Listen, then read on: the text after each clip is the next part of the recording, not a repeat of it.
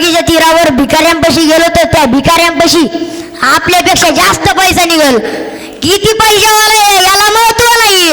तर अशा कार्यक्रमासाठी पुढाकार घेणारी माणसं हवीत. कारण यांच्या पुढाकारामुळे आपल्याला भगवंताच्या दरबारात 4-8 दिवस राहायला मिळतंय. भगवंताची सेवा घडती. त्यांच्यामुळे ही कीर्तन सेवा माझ्याकडे आली. असे मृदंगाचार्य आमचे चुलते राम महाराज गायकवाड व गायनाचार्य गणेश महाराज वाघमारे. आणि आज ही सेवा त्यांच्यामुळेच माझ्या वाटेला आलेली आहे. आणि महाराज आपल्याला वर्षातून एकदा तरी आपल्याला भगवंताची सेवा घडली पाहिजे. आता मला वर्षभर भीती नाही का घडली सेवा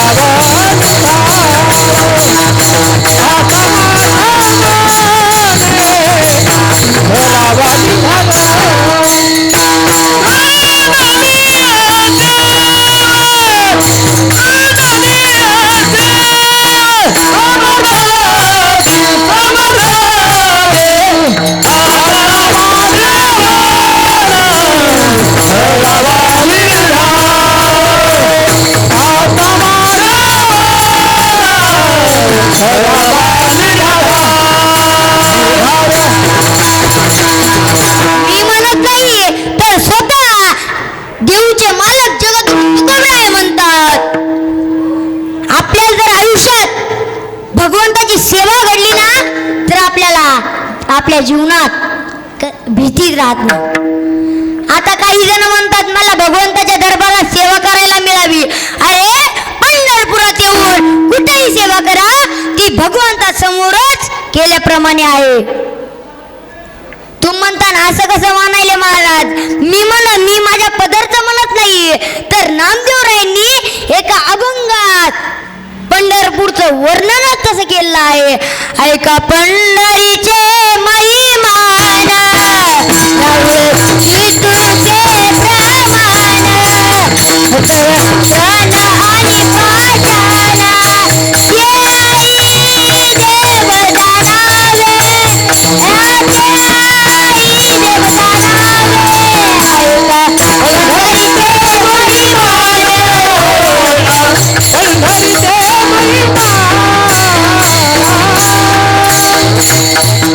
पंढरपुरात येऊन कुठेही सेवा केली ना तर ती भगवंतासमोर केल्याप्रमाणे आहे.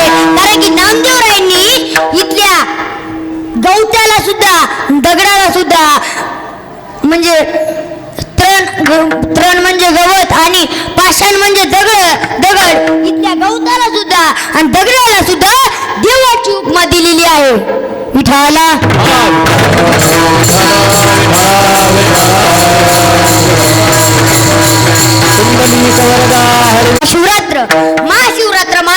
महाशिवरात्र म्हणजे काय? ज्यावेळेस समुद्र मंथन केलं आणि त्या समुद्र मंथनातून जे विष बाहेर आले ते विष ही सृष्टी वाचवण्यासाठी हे विष भगवान शंकरांनी आपल्या कंठात साठवून ठेवले आणि ते विष कंठात धारण केल्यामुळे त्यांचा कंठ हा निळा पडला आणि तेव्हापासून त्यांचे नाव नीलकंठ असे पडले. आणि ते विष कंठात धारण केल्यामुळे भगवान शंकरांना त्रास होऊ लागला आणि तो त्रास कमी करण्यासाठी सर्व देवतांनी रात्रभर भगवान शंकरांना जागे ठेवले आणि त्यांच्यावर रात्रभर जागून जल अभिषेक केला आणि ती रात्र म्हणजे महाशिवरात्र विठ्ठला.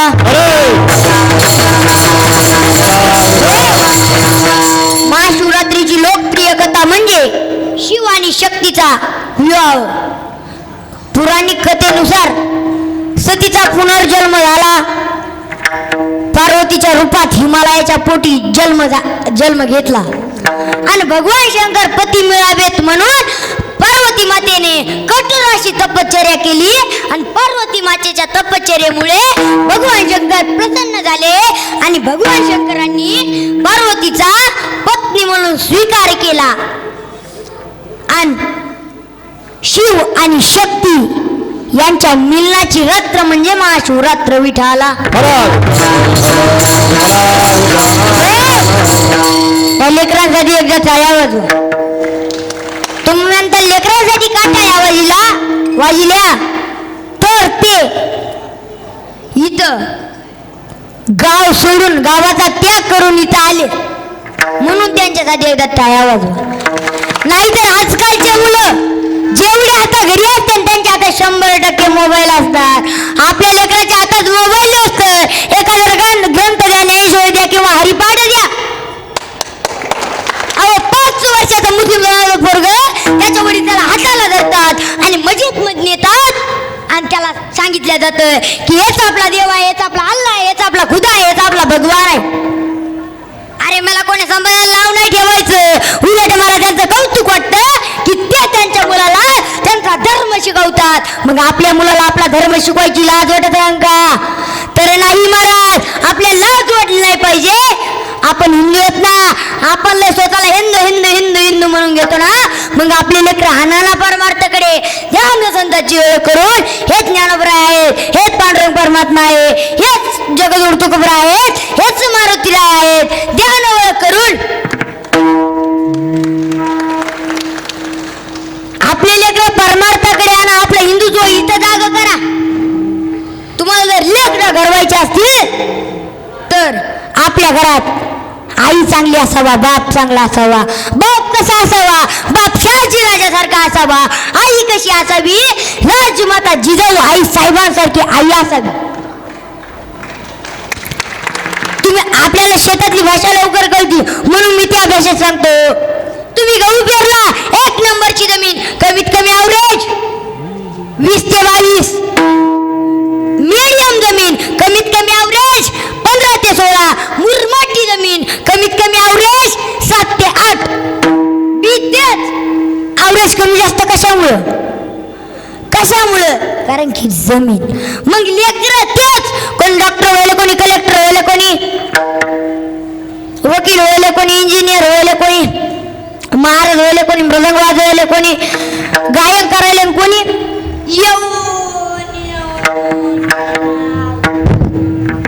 आणि त्याचं एकच असतं, बसा हे बोललं म्हणजे देव बोलला.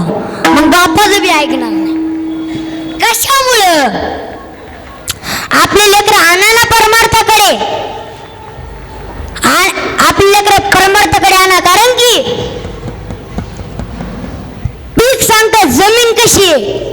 मी माझ्या पदार्थ म्हणत नाही तर स्वतः ज्ञानोबराय म्हणतात, भूमीचे मार्दव सांगे कुंभाची लवलव, नाना आचार गौरव सुकुलीनाचे. पीक सांगतात जमीन कशी आहे आणि लेकर सांगतात आई बाप कसे आहेत. म्हणून आपले लेकर परमार्थाकडे आणा आणि ही काळाची गरज आहे विठ्ठला.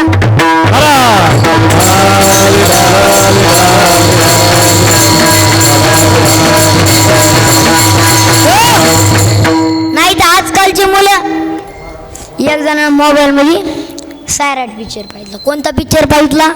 सैराट. आणि त्याला पाहितलं ना पाचशे हिरी थोडी हल्लेली. महाराज ह्याचं लग्न व्हायना गेलं, हा भांबावून गेला होता. हा पळतच मळ्यात गेला. जसा मळ्यात गेला तशी हिरी थोडी आणली. त्याला वाटलं खाली असं आरची, पण खाली होती फरची. माझ्याकडे काय पाहता, फुटलं तो आबाड बी टाला.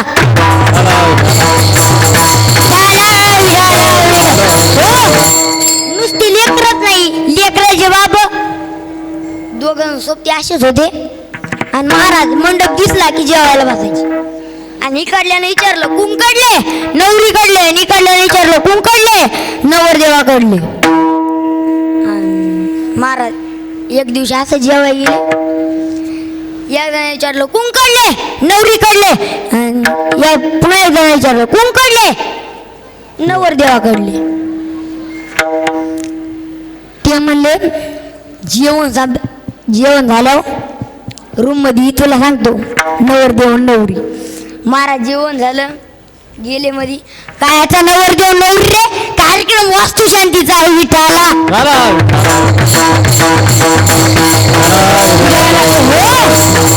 महाराज लेकर झाले, लेकराचे बाप झाले. हे बचत गट का काय सोप आहे काय.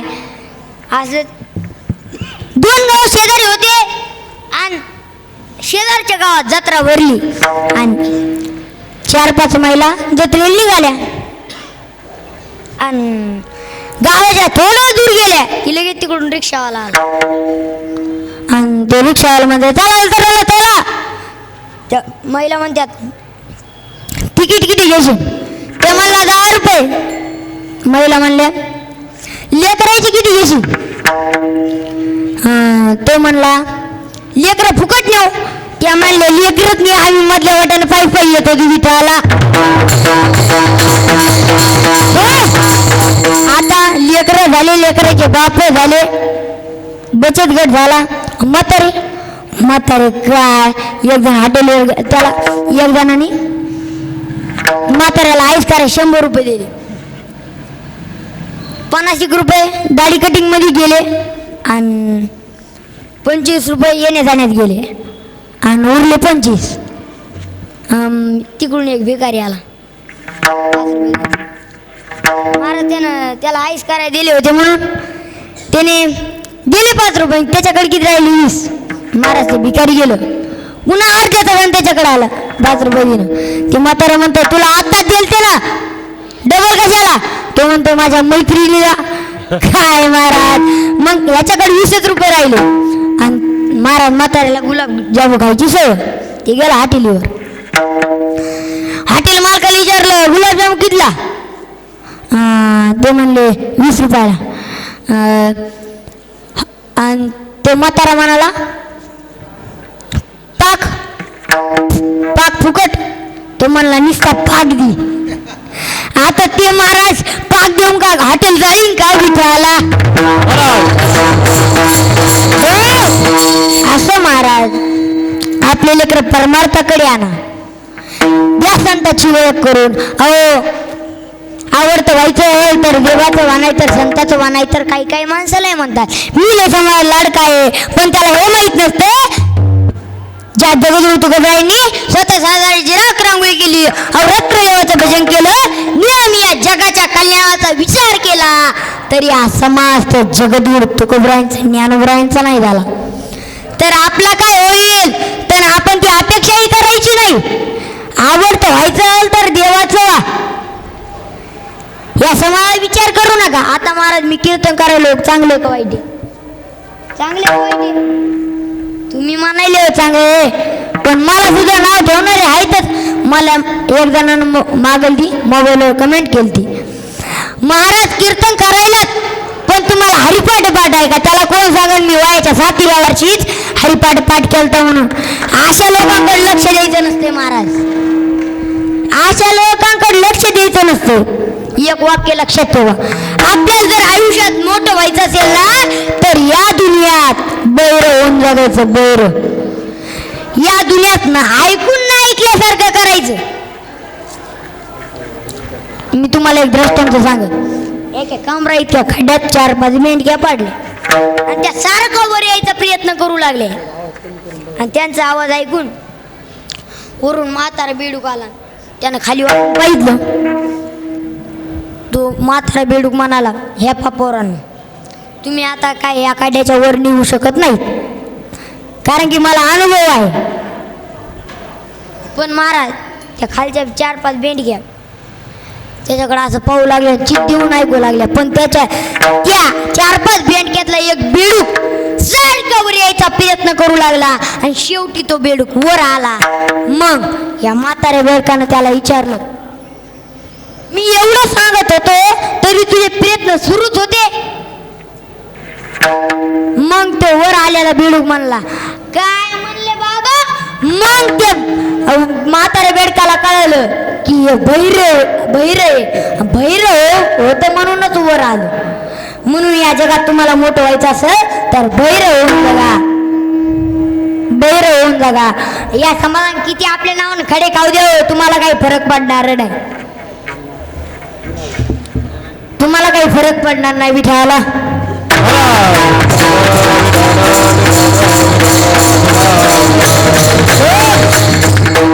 तुम्हाला काही फरक पडणार नाही. आपल्याला कोणी लहान करू शकत नाही आणि आपल्याला कोणी मोठं सुद्धा करू शकत नाही. आपल्याला लहान ठेवायचं का मोठं करायचं हे आपल्या हातात आहे. कर्म चांगले करा, तुम्ही अवश्य मोठे व्हाल. या समाजाचा विचार काय करता? या समाजाचा विचार हा समाज तिरस्कार करत असतो. समाज ज्यांचा तिरस्कार करतो देव त्यांचं कल्याणच करतो. समाज ज्यांचा उद्या करतो देव त्यांचा खेकानाच करतो. तुम्ही मागचा इतिहास पहा. समाजाने त्रास दिला, जगाची आई झाली माझे ज्ञानोबा. लोकांनी गाता पाण्यात बुडवला, जगद्गुरु झाले माझे तुकोबा. अहो जगाच्यानं त्रास दिला हो, छत्रपती झाले माझे शोभा. या समाजा काय विचार करतो? आवडतं व्हायचं तर देवाचं व्हा. आपल्याला एवढं पाहिजे की देवानं आपल्याकडे पाठ फिरलं नाही पाहिजे, देवानं आपला विरोध केला नाही पाहिजे, देवानं आपला तिरस्कार केला नाही पाहिजे. आणि देवानं जर आपला तिरस्कार केला ना तर काय होतं सांगू? नसती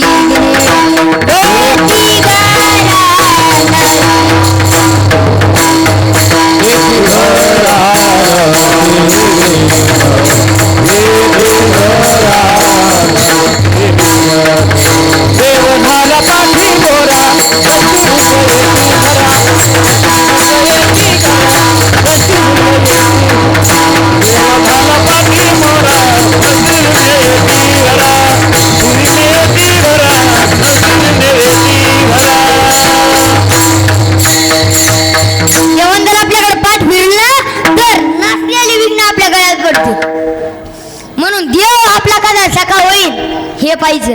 या समाधान करू देव तिरस्कार. तू म्हणता समाधान तिरस्कार केल्यावर कसं जमन? अहो चाल जमतंय, फक्त देव आपल्या विरोध नाही केला पाहिजे. देव आपला सखा झाला पाहिजे. आणि देव जर आपला सखा झाला ना, तू म्हणता समाज, हा समाज ऑटोमॅटिक आपल्या मागे पळतो. देव सखा हा जरी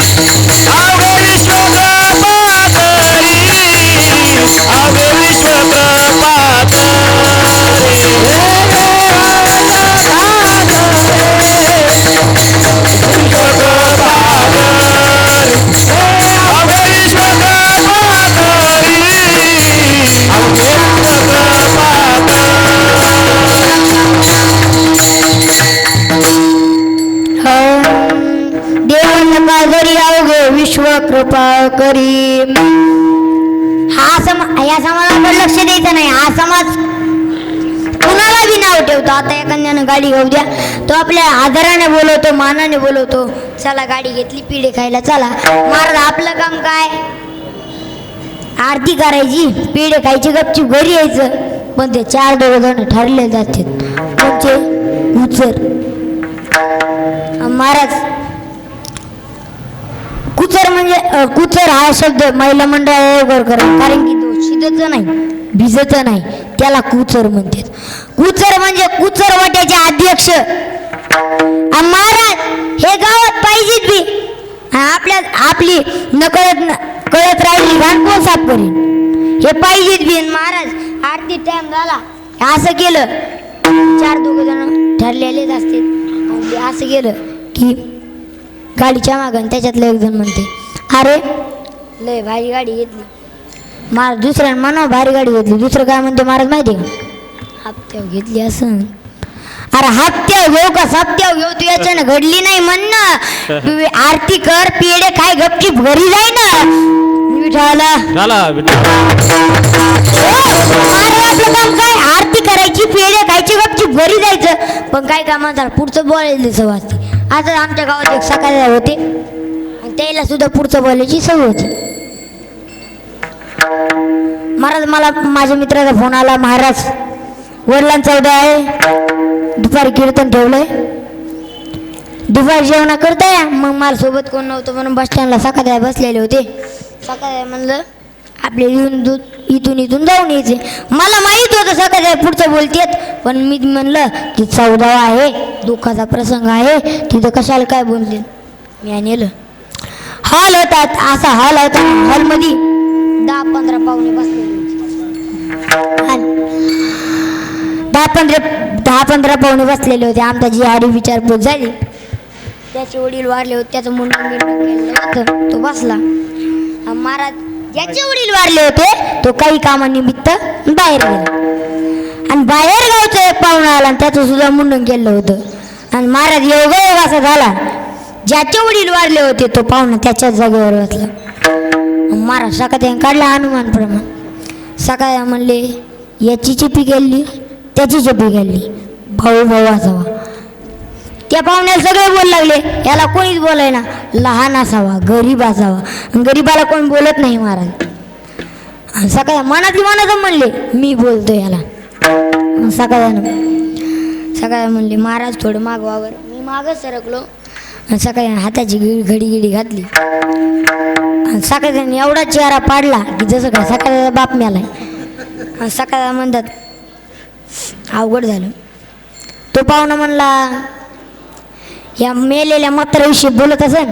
पाहुणा म्हणला अवघड झालं. सकाळी म्हणले जाऊ दे, एक दिवस सगळे जायचे, तुम्हाला जायचे, मला जायचे. तो पाहुणा म्हणला हो खरंय. सकाळी म्हणले पण तुमचे वडील जरा धार्मिक होते हो. मग त्या पाहुण्यानं वर पाहिलं. पण सकाळी काय वर पाहिण्याचं सकाळी खालची खाईच म्हण. सकाळी एवढे थांबले नाही. सकाळी म्हणले जाऊ द्या, तुमचे वडील वाढले ना, आपण देवाला अशी प्रार्थना करू की तुमच्या वडिलांच्या आत्म्याला शांती लाभू. मग तो पाहुणा म्हणला अय म्हाताऱ्या, मग बाप आज जिता येणार रे. मग तो सकाळी म्हणले तुम्ही काऊन चपी गेली. मग तो पाहुणा म्हणला मी आताच बालाजी होऊन आलो. बाप मेल्यावर चपी करतेत का विठाला?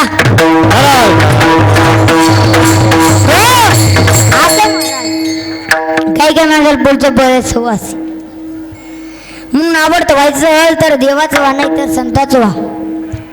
अपेक्षा करायची तर देवाकडे करा, नाही तर संताकडे करा. कारण येते नाही झाली कोणाची निराश.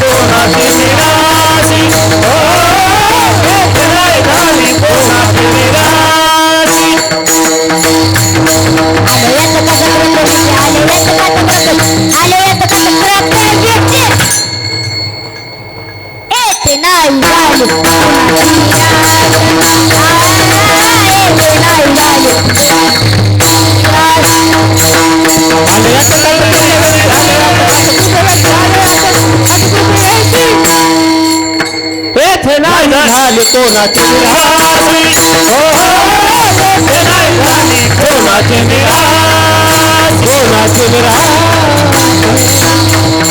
अपेक्षा करायची तर देवाकडे करा, नाहीतर संताकडे करा. महाराज तुम्ही काही टाळ्या वाजल्या नाही. तुम्ही काय टाळ्या वाजले नाही, एवढं गाणारे गायलेत, मी वाजविणारे वाजवलेत, मी जीवाचा आटापिटा करून कीर्तन करायला तुम्ही टाळ्या वाजवाय ना. कसं असते महाराज माहिती आहे का, काय काय माणसाला कौतुकच नसते.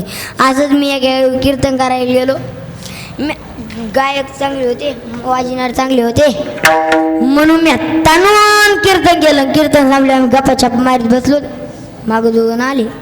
त्याला वाटलं महाराजाला ऐकूच जाय ना, पण महाराज मी पाहतो पुढे, पण माझं लक्ष माग असते. त्याच्यातलं एक जण म्हणते आजचं एवढंच महाराज आहे, पण लय ताणून कीर्तन केलं रे. मला दुसऱ्या नानानं ताणून कीर्तन केलं, हो केलं. दुसरं काय म्हणते महाराज माहिती का, फुकटचं खाल्ल्याला कुठं जिरवीन, असं महाराज काही काही माणसाला कौतुकच नसतंय. तुम्हाला नाही कौतुक, मग वाजवण टाले विठ्ठाला.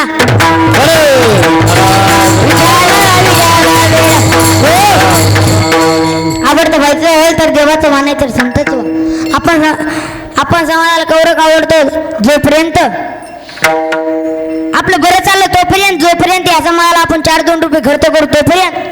कारण की हा समाज सुखाचा सोबती आहे, जन हे सुखाचे दिल्या घेतल्या अंत एकाळीचे नाही कोणी. हा समाज आपल्याला अंतकाळी कामी येणार नाही, तर आपल्याला अंतकाळी कोण कामी येणार आहे, अंतकाळीचा सोयरा का म्हणे विठुधरा.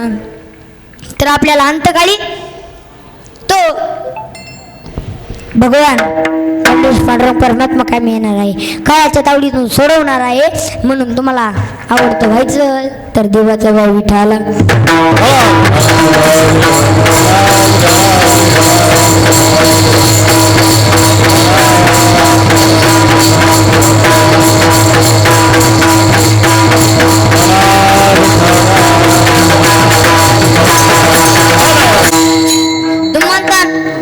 कसं व्हायचं देवाचं आवडतं तर सोपं आहे.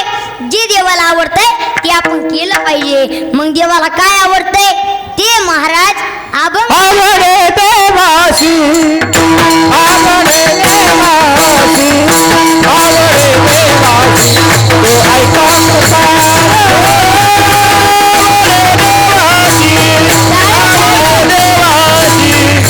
आवडे देवाशी, तो ऐका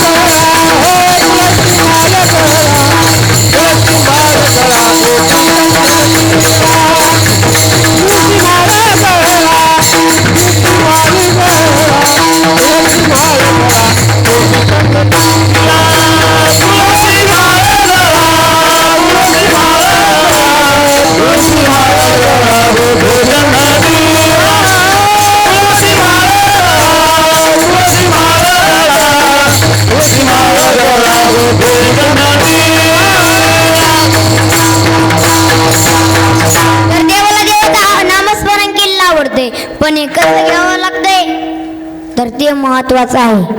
तर अखंड खंडेन जीवन रामकृष्ण